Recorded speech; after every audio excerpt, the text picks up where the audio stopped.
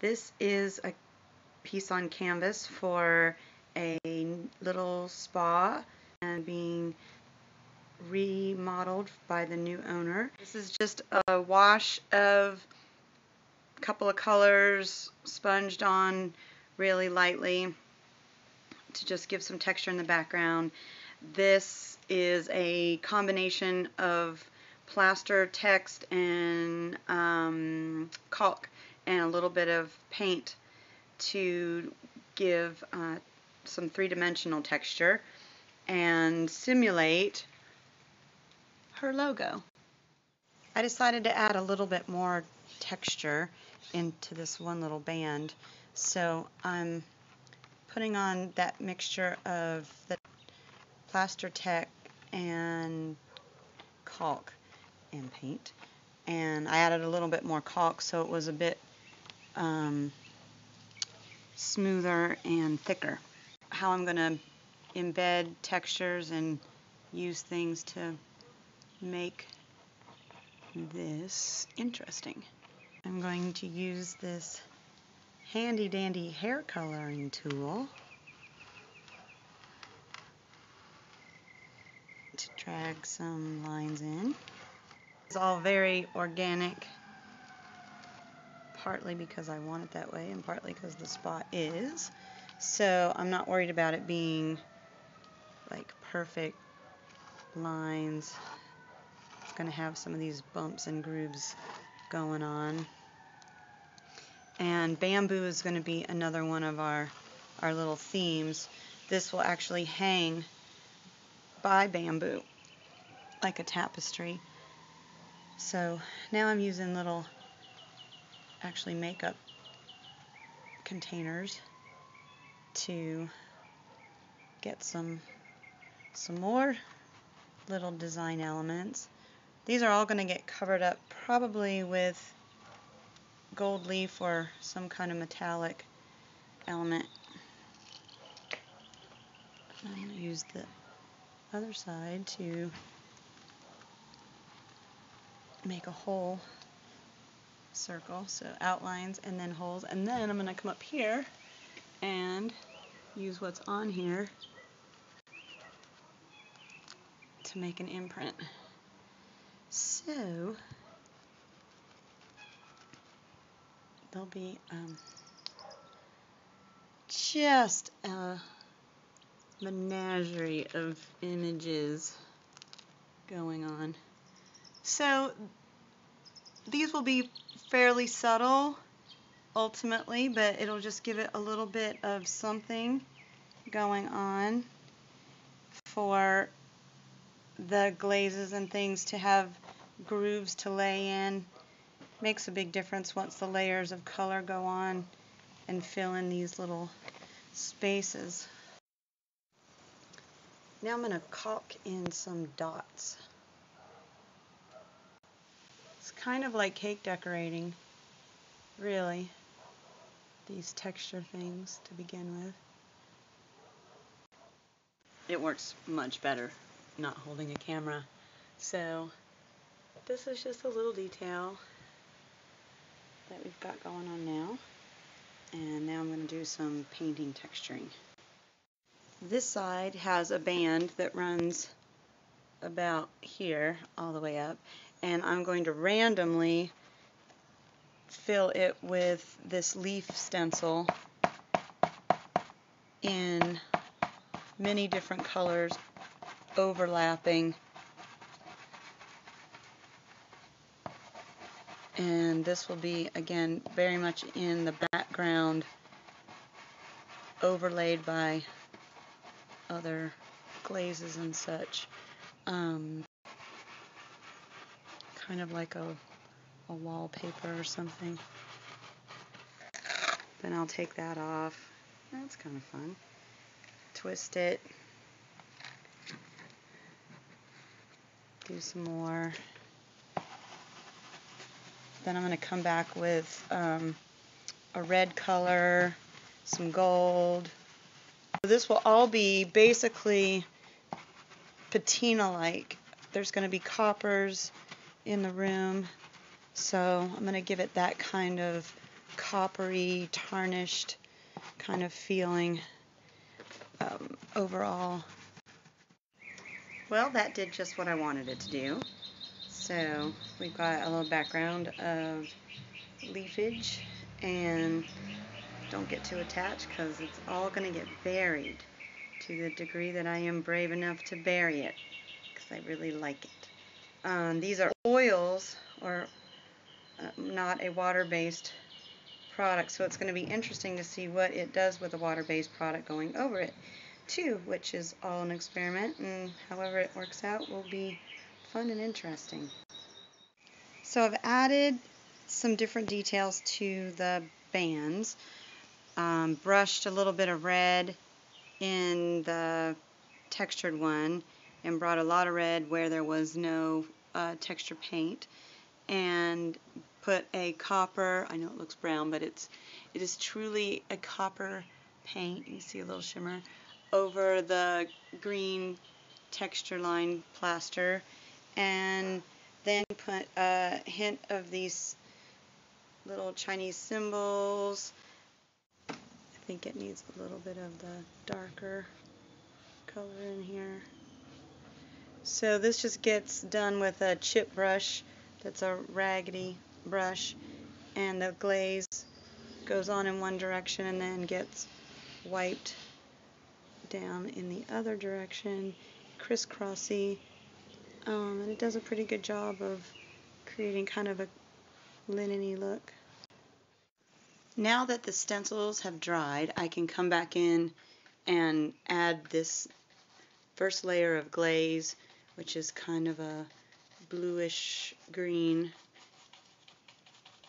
and this is going to have so many colors over it that I'm not doing anything particularly defined. I've got my border building up.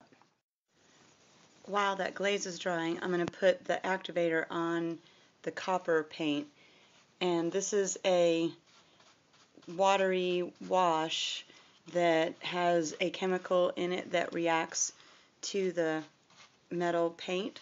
So even though it's going on looking like nothing, in a little while when it dries and starts processing with the metals, it will turn the beautiful patina green, and that will start giving this band a little bit more character. I've already put the gold leaf adhesive on, so it's dry, and now I'm going to add, well, silver leaf actually, to this last little band on the end. So the red's going to show through slightly in the cracks, and there'll be a different wash that goes over this as well. So where there is no adhesive, this will not stick. So I've got all of the silver leaf on, and you can see where it's not really, I didn't push it all the way into all the crevices, so some of the underneath plaster is showing through. That's going to get really accentuated when I do the glazes over the top, and it'll go into those creases. So, but all that texture that I put in actually is showing up pretty well. Our little dots with the caulk, how they pop out. So pleased with that. Now we're going to come over and add to this green glaze with a little bit of red, and I'm kind of lightly dry brushing it on, and then coming back with the sea sponge and blending it out a little bit.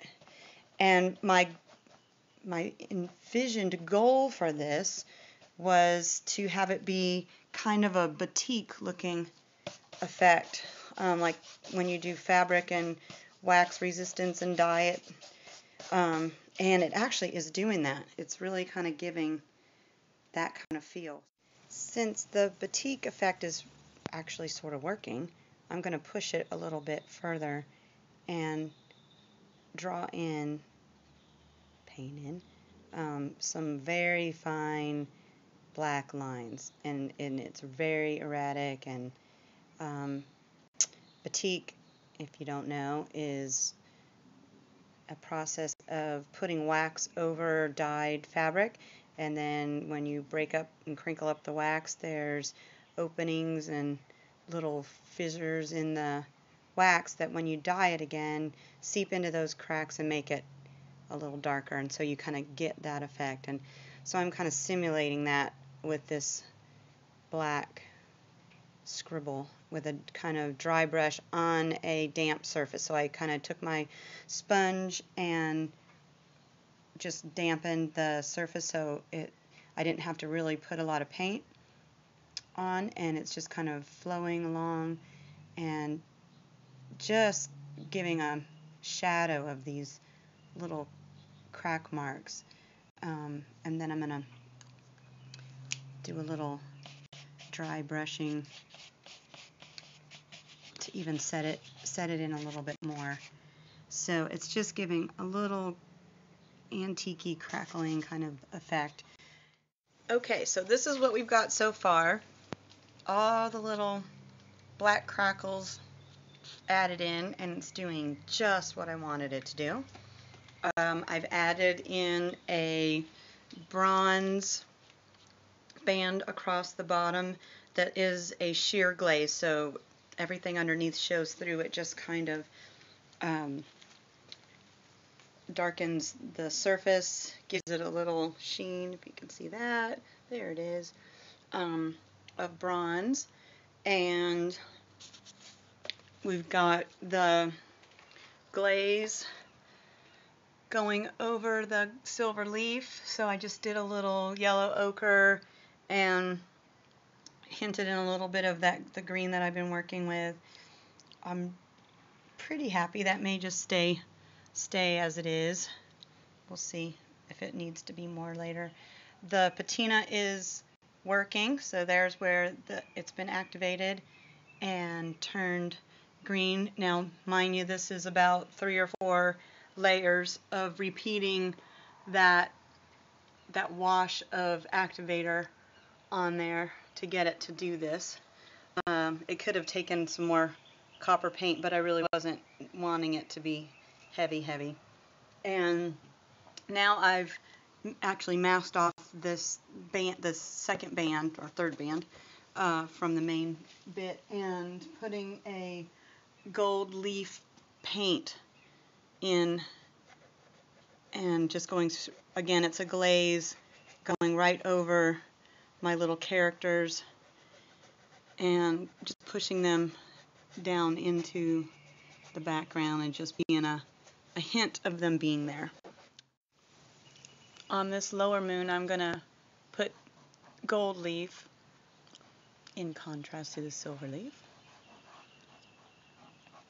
And I think I'm going to leave it mostly shiny to contrast against this darker kind of copper look. So it cuts a nice edge around the blends of colors. Really defines the shape since it's our kind of main image. And the other one is going to get layers and layers of stain varnish. It's a blend of varnish with colorant. So I'm going to build this up. Got the first layer on now, and keep building and building so it's a nice thick glossy build-up.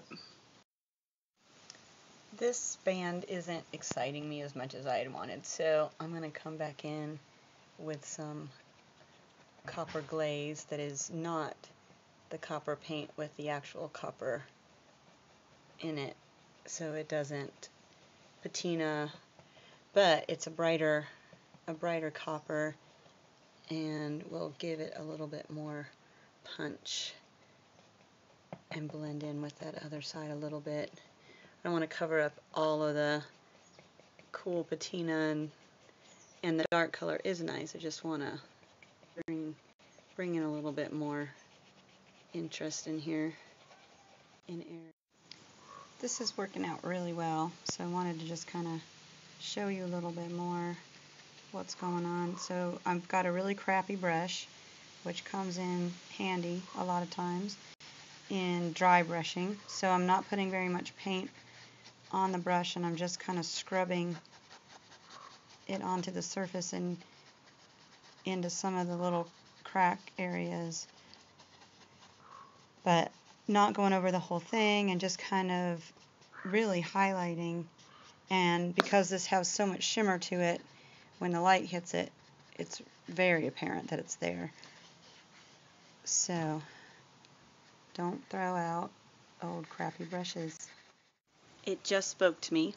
The painting actually spoke to me and told me what this last moon is supposed to be. So I'm filling it in with this bronze glaze, maybe a little copper, the copper glaze that I touched up over here. The bronze glaze, I put a band down at the bottom, that sheer coverage down there. So I am bringing that back up into here.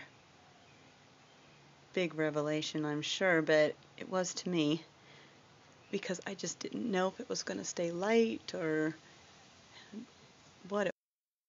I'm thrilled with how that bronze turned out, so I think it's going to go just like that. I don't think I'm going to have to add anything to it. The reflection might not be able to see, but it really works, and it pops that green color. And now I've got to figure out interest for this upper area, and I think I'm going to reproduce the little dots, because I think that went really well, and it kind of actually gives a star effect, which is kind of apropos. This time I'm going to actually just silver leaf them. I got to do some more to the finish behind it, and then I'm going to come back in and dot each one with the silver. Maybe just. It's time for tweaking now. All the different little areas that I want to make darker or change the color are underway now. So this whole background area behind the moons was kind of just in a background state. So now it's time to push and pull the colors, blend things together. After a lot of color layering, I have taken to covering nearly the whole thing in this bronze glaze. It's got a dirty golden green color to it that's just kind of muddying everything up and giving it a shimmer, and this is the hardest thing to do, is starting to cover things up that you might not want to. But I'm kind of frustrated in that it's not 100% where I want it to be, and so things are getting buried, which is a cool thing. I always like that look, and I'm always afraid to take that step. I wasn't even going to touch this, the lacquered area, because it was so shiny and cool, but it's even cooler throwing stuff over the top of it and toning it down and bringing out more of the texturing. Gives it a kind of old, crinkly feel. So, and it's blending everything together so that things aren't so separate. Then I'm going to have to stop and walk away from it for a bit. And this is where the Moonstone signature piece is hanging as you walk in the door. And that's Janie. Hello. The owner of Moonstone and the fabulous esthetician. Thank you. And so we've treated the back wall with the same kind of bamboo stenciling, and laid it over and added the bamboo rod at the top and the bottom, so it hangs like a tapestry. And then all the stone treatment to the wall, so everything all works together. And you have to come in and see her sometime. Would love to see you guys, and you can see Terry's work up front. Thank you. And in person. It's great. Thank you, Terry. Thank you, Janie.